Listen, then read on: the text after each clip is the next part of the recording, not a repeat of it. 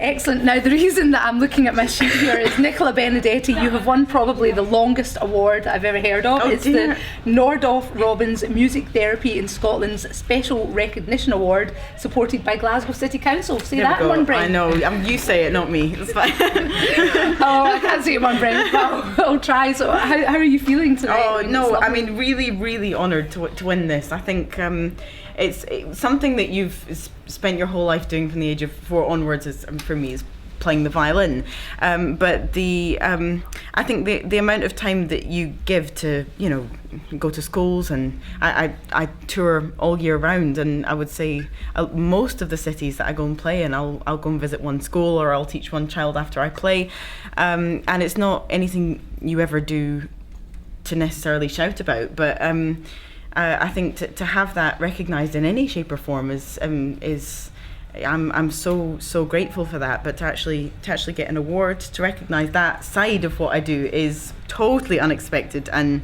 a really big honour for me. Now, I first became aware of this, of course, when I met you at the Raploch and that massive concert that was done by the kids there. Is this something that you do, as you say, pretty generally? You were involved with the same kids, weren't you? Yeah, no, I've known those kids for the last, it'll be definitely 3 years, about 3 years now, and taught them all lots and lots of times, and enjoyed doing so. Watched them grow, watched them develop, watched their playing develop, and I'm sort of on the board there, so I have a lot of involvement with them and know them all really well. And it's something you're very passionate about as well, isn't it? Yeah, absolutely. Do you think there should be more of it? Well, I think that's why this coming at this time is really poignant for me, because just a couple of days ago, Scottish Government announced an enormous sum of money to be given to a second centre opening in Govan Hill, and that's for me that's sort of the whole point. It's all very well for 450 children in the Raploch to be benefiting from that scheme, but the point is that it has to go everywhere. It has to be in every town, every city across the country, and every child benefiting from it. It should be something that is state funded and that is a sort of a national treasure, and something that everyone can benefit from, not just a select few. And you're the right woman to do it as well. Well, no, I mean, it takes a lot of people, a lot of hours, and a lot of hard work. The absolute relentlessness of all these people that are involved just astonishes me. I get inspired by that all the time. Now, the thing is, you are crazy busy at the moment. I mean, you've got a tour coming up. And tell me what you've been doing over the last few days. Well, I came back from Australia and New Zealand at the beginning of the month, and I've done tours around Europe. I've been in all sorts of countries, from Holland, Germany, Switzerland, Austria, UK. It's a lot of performances. Music, it keeps you going. It has to be.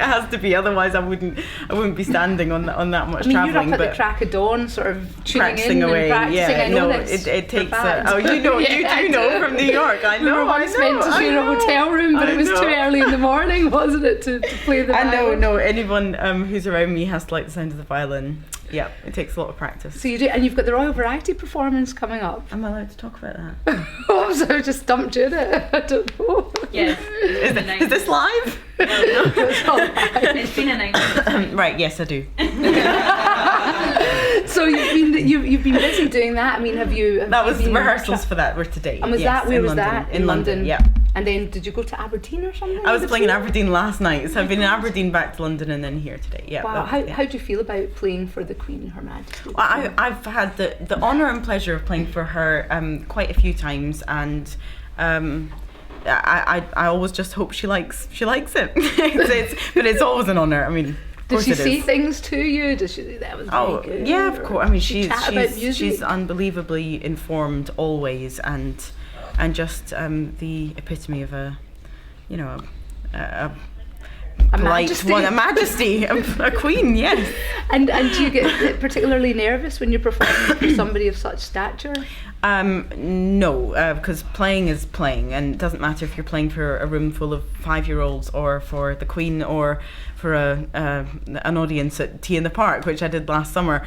You just try to play, and the music is the performance becomes about the core of that piece of music. And how do you prepare for it? I practice all the time. You don't have a special Zen thing that you do to tune in? No, actually, the more I've been performing and the more I spend traveling and performing, the more I feel like the playing comes out of the living and living comes out of the playing, and it all is just one big circle, and each experience you have just inspires your playing to be more of your own voice and more like yourself. I think that's sort of what I'm learning with experience. I have 2 final questions for you. One about your tour. Tell me about the dates, if you are aware of them, and what you're planning for that. Well, this tour is next March, and we're going from all size venues, from Glasgow Royal Concert Hall to Usher Hall in Edinburgh to small like West Kilbride, where I'm from, and Largs and Greenock, and it's going to be a much more sort of interactive experience. So some visual and